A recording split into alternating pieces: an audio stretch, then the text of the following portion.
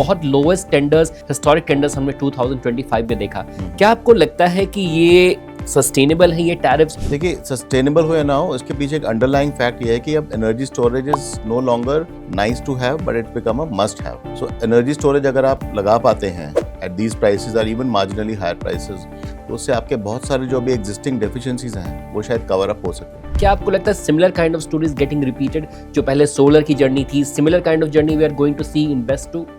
Best manufacturing is a much more complicated process as compare to solar. इसमें ज़्यादा capital intensive भी है, पैसा भी ज़्यादा लगता है। और जैसे सोलर में आज 140 प्लेयर्स लगे हुए हैं, राइट, सोलर मॉड्यूल मैन्युफैक्चरिंग में। बेस्ट में वैसे नहीं पॉसिबल है, मतलब बहुत छोटे स्केल पे या तो आप बनाएंगे, असेंबल करेंगे, but to really manufacture it right from the anode, cathode और electrolyte and the rest of it, वो इतना आसान नहीं है। बहुत सारी कंपनीज इसमें अपना पहला एक प्रोजेक्ट कम से कम फॉर द रिकॉर्ड दिखाना चाहती है, फॉर एक्सपेरिमेंट बेसिस। तो इसलिए आपने देखा जैसे कुछ प्रोजेक्ट्स हुए जहाँ पे I don't know whether it was decided, pre decided और व्हाट, बट 30 लोगों को आपने एलोकेशंस किए हैं 50 मेगावाट।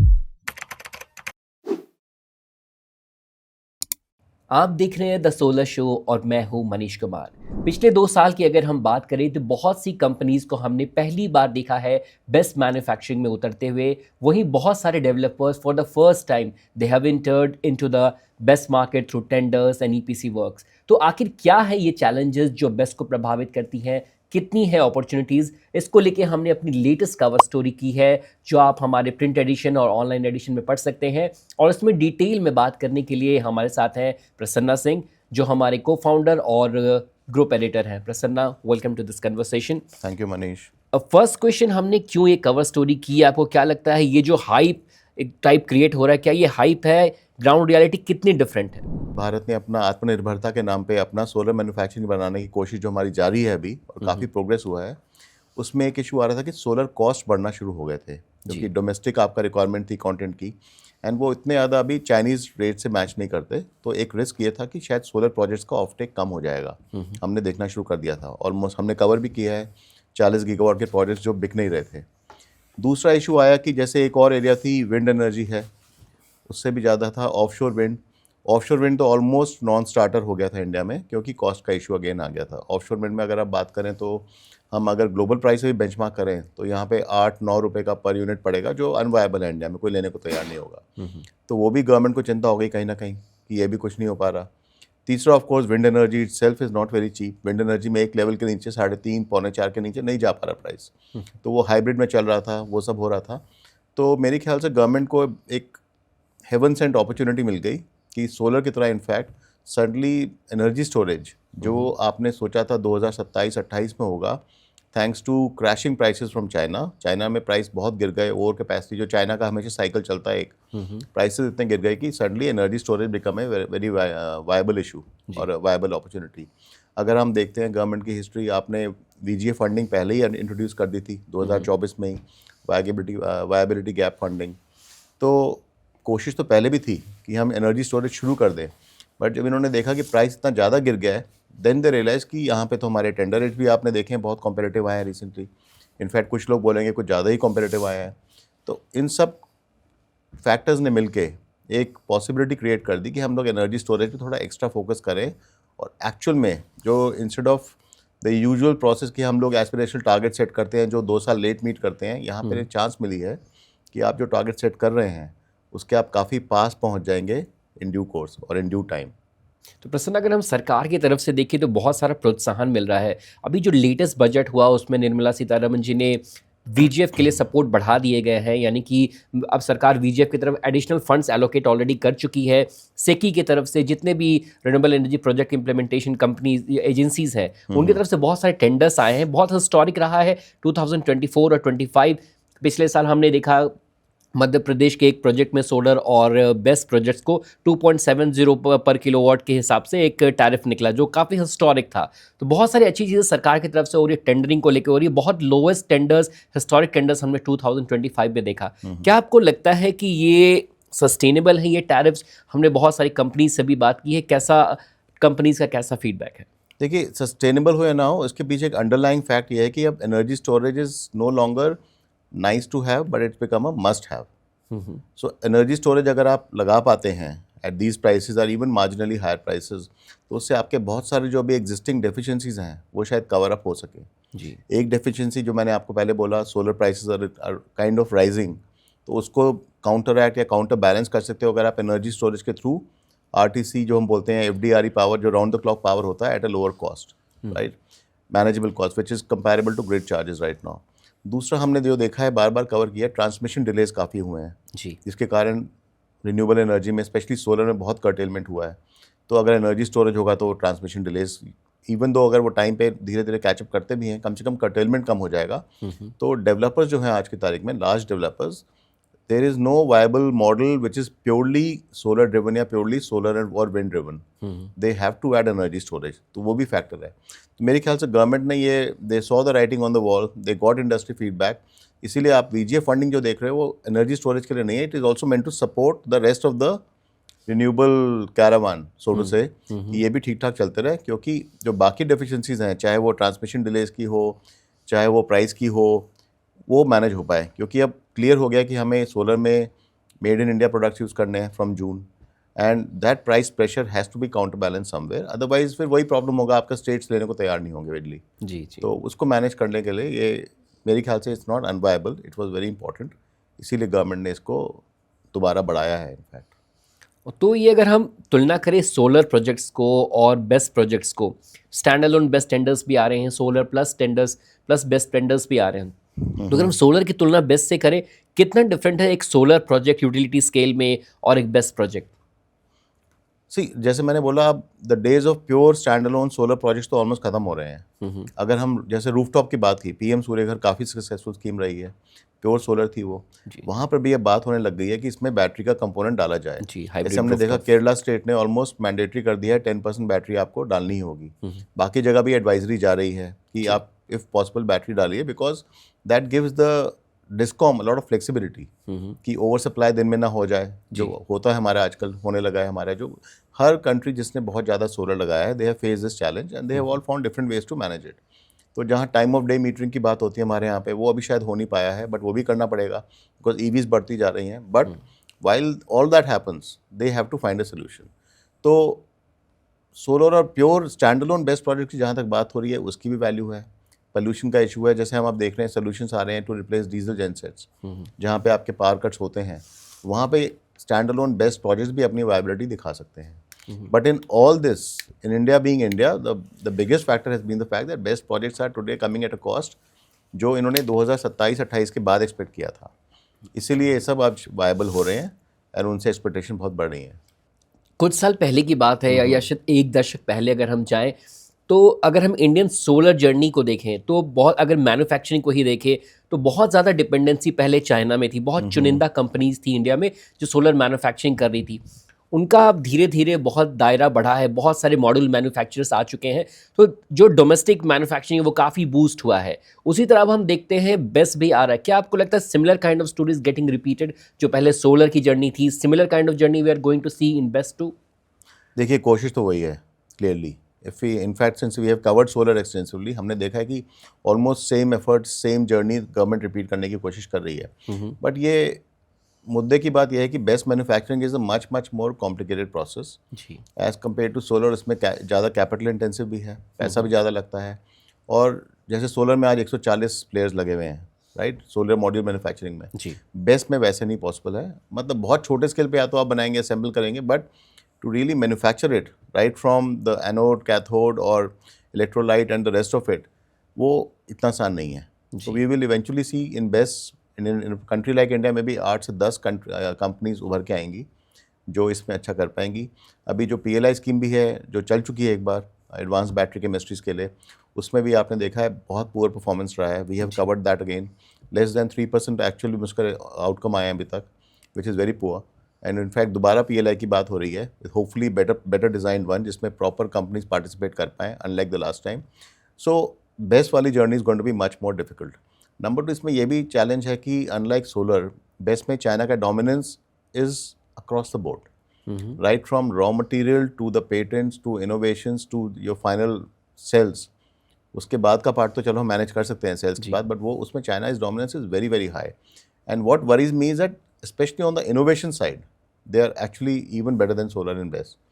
सो आप टेक्नोलॉजी इंपोर्ट कर भी लेंगे तो you will still feel maybe that I am a generation behind. It should be 4 years 5 years behind when it comes to the technology I am using. चाहे वो cycles की हो, life cycles की हो, या उसकी एफिशिएंसी की बात हो, या how efficiently we recycle it. So challenges are very very unique in BESS because straight away आप पे इसका क्रिटिकल मिनरल जो इतनी आजकल हमने बात सुनी है, वो challenge is right there from day one sourcing that.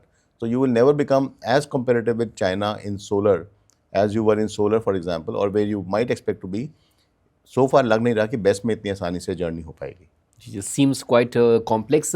बहुत अच्छी बात आपने की कि चाइना का जो एक स्ट्रेंथ है मैन्युफैक्चरिंग को लेके, जो एक फॉरवर्ड है कि बहुत सारी इनोवेशंस करते हैं, बहुत सारी इंटीग्रेटेड पार्ट्स बना लेते हैं. उसके अलावा मैं प्रसन्ना बात करना चाहूँगी, जब हम लोग बहुत सारी कंपनीज से हमने इस सिलसिले में बात की इस रिपोर्ट में, तो बहुत से मैन्युफैक्चरिंग कंपनीज और डेवलपर्स ने, ईपीसी कंपनी ने ये भी हमें बताया कि उन जब ओएनएम की बात आती है तो भी बहुत कॉम्प्लेक्स हो जाता है सोलर वर्सेस बेस, क्योंकि सोलर में सिर्फ उन्हें सोलर पैनल की सफाई, बहुत सिंपल चीज़ें करनी पड़ती हैं. लेकिन यहाँ जब बात आती है बेस की, जैसे कि बहुत सारे कंपोनेंट्स होते हैं, इट्स नॉट ओनली सेल्स होते हैं, फिर उनके कूलेंट होते हैं, बहुत सारी चीज़ें, बीएमएस है, ईएमएस है, बहुत सारी चीज़ें, और कहते हैं कहीं ना कहीं वो फ्रिक्वेंटली ख़राब हो गई, माल फंक्शन करेंगी, इसलिए बहुत ज़्यादा खर्च आने वाला है उन्हें ओएनएम में. और ये एक ऐसा सेक्टर है जो बहुत सारे लोगों ने अभी तक देखा ही नहीं है, क्योंकि यूटिलिटी स्केल में, लार्ज स्केल में प्रोजेक्ट्स अभी आए ही नहीं है. तो बहुत एक अनएक्सप्लोर्ड एरिया है. हमें भी देखना पड़ेगा आखिर एग्जैक्टली क्या क्या चैलेंजेस आते हैं, कितने सस्टेनेबल ये टैरिफ्स हैं जो लास्ट ईयर कोट हुए हैं वो ग्राउंड में इंप्लीमेंट हो पाते हैं.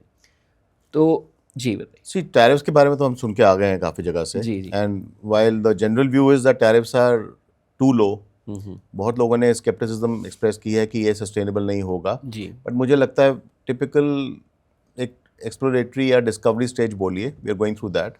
Plus because this is seen as a booming sector, तो बहुत सारी कंपनीज इसमें अपना पहला एक प्रोजेक्ट कम से कम फॉर द रिकॉर्ड दिखाना चाहती हैं, फॉर एक्सपेरिमेंट हाँ. बेसिस. तो इसलिए आपने देखा जैसे कुछ प्रोजेक्ट्स हुए जहाँ पे I don't know whether it was decided, pre decided और व्हाट, बट 30-30 लोगों को आपने एलोकेशंस किए हैं 50-50 मेगावाट की.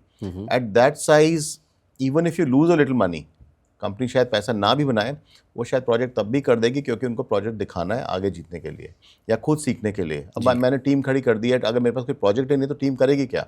तो ये भी प्रेशर था कंपनीज के ऊपर. मेरे ख्याल से एक पासिंग फेज है, जैसे हमने सोलर में भी देखा है, विंड में भी देखा है. There was a phase when prices were very low and a lot of those projects never took of.